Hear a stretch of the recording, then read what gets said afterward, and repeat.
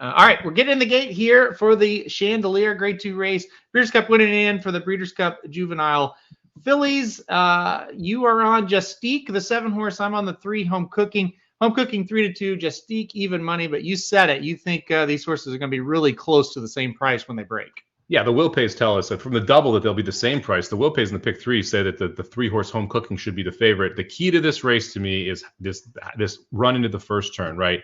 How is Home Cooking able to get loose up front? Do the 1 and the 2 cause problems? What does the 4 do? All of that is really determine the chances of the 7-horse who's going to want to come from off the pace. Yep, and that's the other key. What kind of pace are we going to see here? The 3, the 4, both Baffert horses like to go out to the front. That could set it up for the 7 once again. She caught a fast pace on debut. She might get the setup there. As the 7 loads in, we're on the gate. Somich, here we go. Let's see what happens in the Chandelier.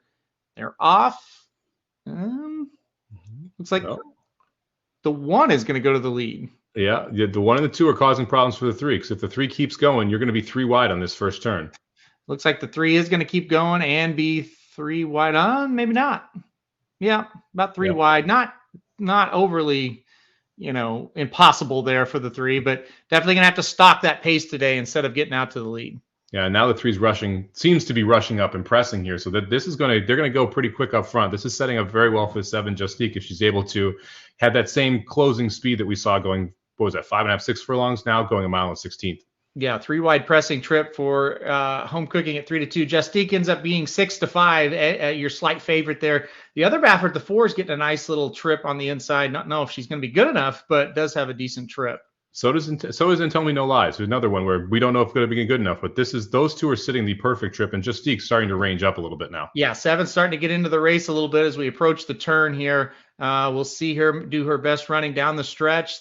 Now she was ranging up, and now they're leaving her again. Now she's having to get reminded, but she's still coming on strong here. The 2 and the 3 start to separate, and here come 5, 6, and 7 from the back. Boy, the other Baffert just dropped out of it big time. Yeah, he only wanted 6 furlongs. Or she only wanted 6 furlongs. Yeah. And it looks like Home Cooking and Tell Me No Lies is going to be tough here. I mean, that horse got a great setup, wheeling 3 wide. I think it's going to go right by these 2, and it's going to be whether or not the 6 really uncontrollable is going to be able to catch him, because that looks like the main threat here. Yeah, 7 is kind of leveling out a little bit. Kind of thought she would, and it looks like the 5 is going to be able to get the job done. But here comes the 6. You called it. Can uncontrollable catch Tell Me No Lies? It's going to get tight at the wire. Nope, Miller Juice gets it done. Pletcher Rapoli shipped out there, ends up 2nd in that spot. I don't like these California 2-year-old fillies. I consistently think these fillies on the West Coast are not nearly as good as what we're seeing on the East Coast. I totally agree. I think the 7, I thought the horse was not very good, and I don't want any part of that horse going forward. The 3 is absolutely done. Neither Baffert horse is any good. Listen, seems to me Chocolate Gelato kind of is the standout in this division going into the Breeders' Cup after I watched that one.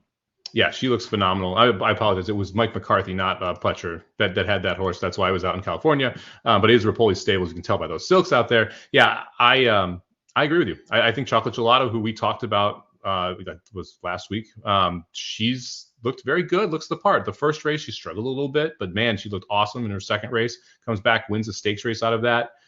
Like I said, I like these East Coast fillies over the West Coast fillies. We've seen that the last 3 or 4 years, that they're consistently better out east in these filly divisions. The West Coast has done well in the Colt divisions, but the East Coast has done much better in the fillies. Don't you find that weird? No, because I think it's a lot of it to do with the buyers and who is buying horses on each coast. I mean, we just saw a Rapoli filly run very well. Rapoli buys a lot of very good fillies. Nest pops directly into mind, right? Where you have some of these connections that have these horses. A lot of the horses that are being bought for trainers on the West Coast are colts going for Triple Crowns, whereas a lot of there's a more diversified stable on the East Coast.